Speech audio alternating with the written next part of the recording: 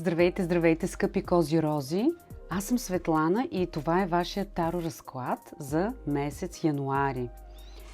Честита нова година, бъдете здрави и бъдете успешни. Днес ще използвам 3 колоди и ще извадя по 3 карти, а накрая ще ви извадя една карта послание.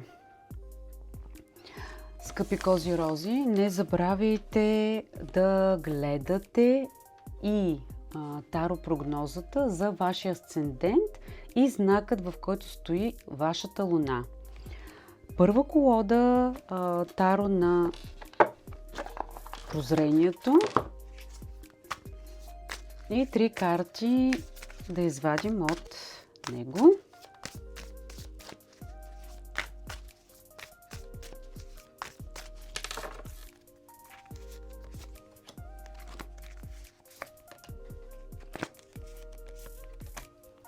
И така, първа карта. Двойка жезли, страхотна карта. Двойката жезли показва двама, така че тази карта означава може би за вас партньорство, колаборация с някой.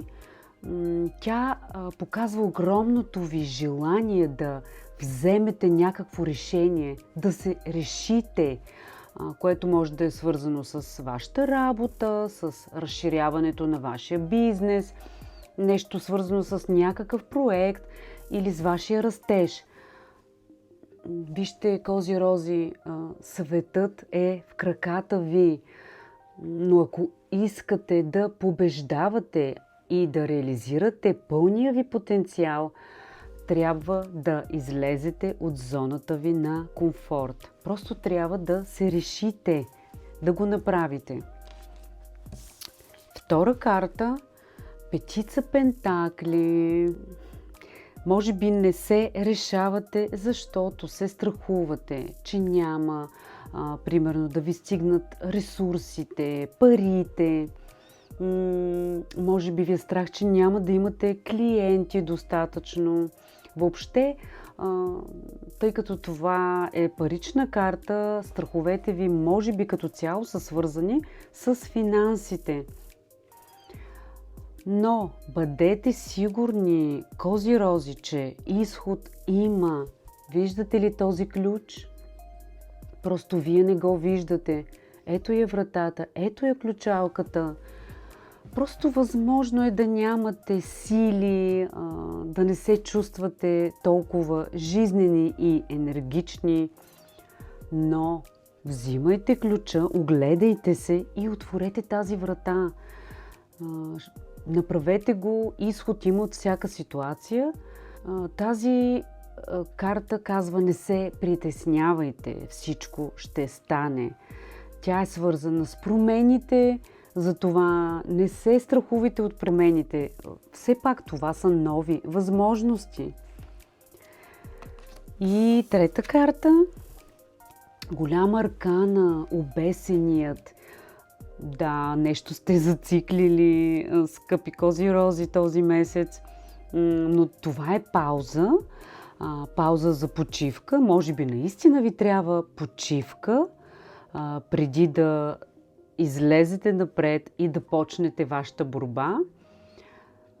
Може би очаквате нещо, преосмисляте, давате си време да вземете решение, да си постоите насаме със себе си. Това е време, което си давате заради някаква по-голяма цел, по-висша цел, защото предстоят ви кардинални промени. Все пак, старото си тръгва, за да дойде нещо наистина ново в живота ви. Бъдете готови! И втора колода за вас, златно таро.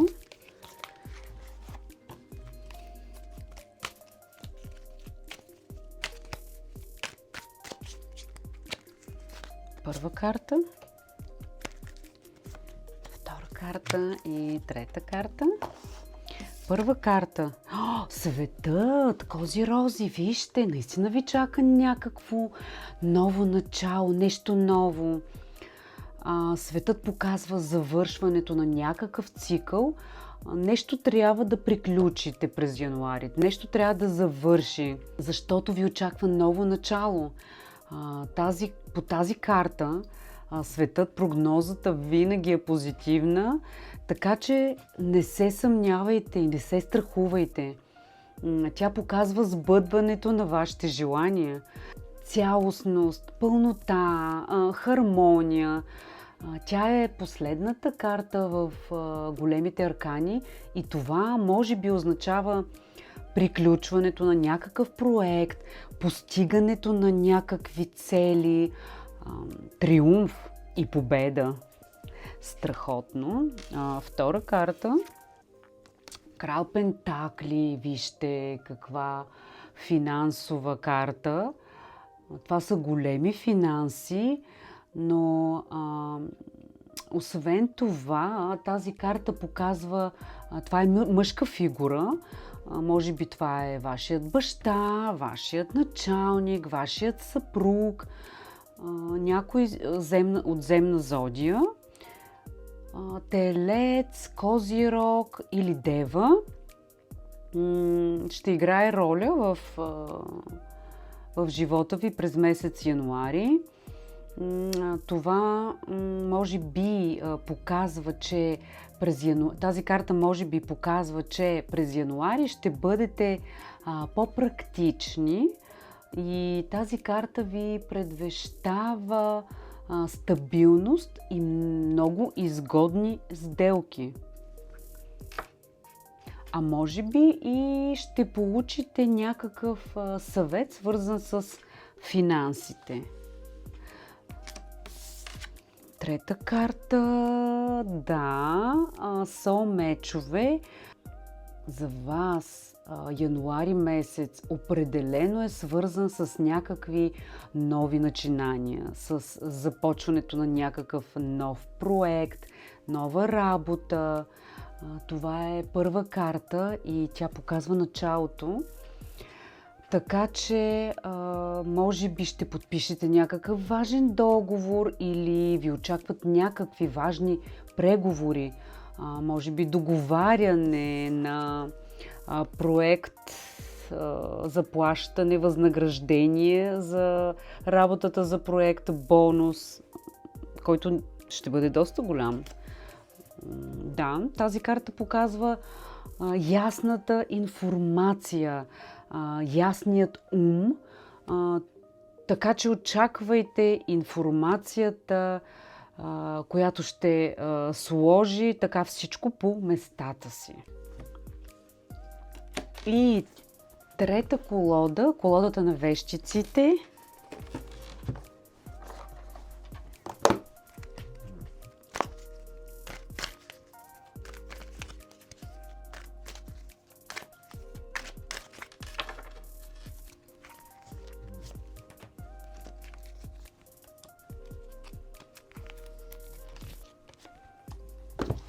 Така, първа карта. Тройка чаши. Вижте, тази карта символизира празника, успеха, хепи енда. Ще имате поддръжката на останалите, на вашите приятели, семейството. Тя показва периода, когато вашите мечти, усилия ви носят плодове и вие празнувате с близките хора, с приятелите. В любовта ви очаква много положителна, приятна среща, много позитивни емоции. Може би ще се запознаете с някой на някаква среща с приятели, на някакъв банкет, празненство, рожден ден и там ще срещнете човека на вашите мечти. Това е карта свързана с творчеството и някакъв творчески проект, който правите заедно с група хора. Чудесна карта, много позитивни емоции ви очакват. Кралица чаши. Кралицата чаши показва жена, майка, съпруга, сестра, приятелка, която е водна зодия, зодия Рак, зодия Скорпион или зодия Риби. Може да се запознаете с такава жена, мека, нежна, топла, разбираща, а може би самите вие ще проявявате през месец януари тези качества. Какво още? Ще бъдете такава интуитивна, чувствителна, ще усещате нещата.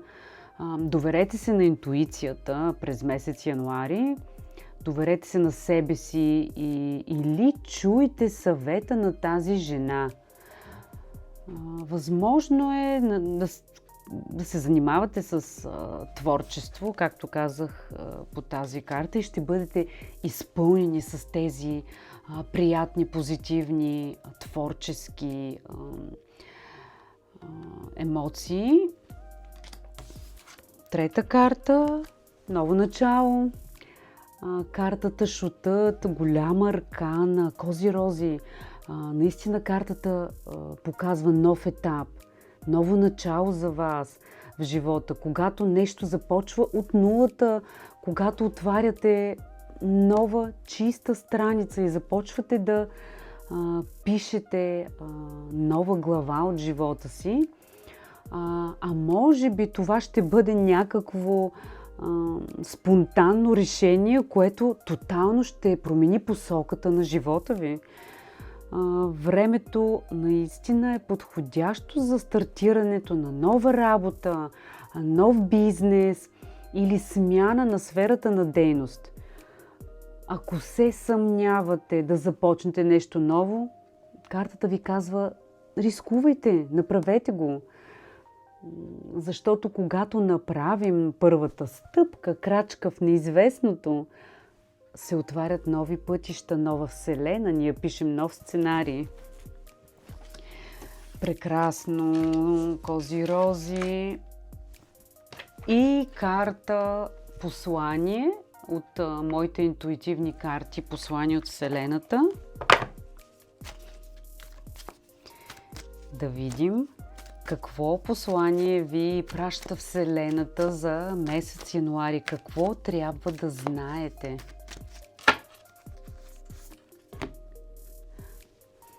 Пусни обидата, тя те прави по-уязвим. Сигурно това е важно за вас, щом го изтеглих. А от мене чао, чао!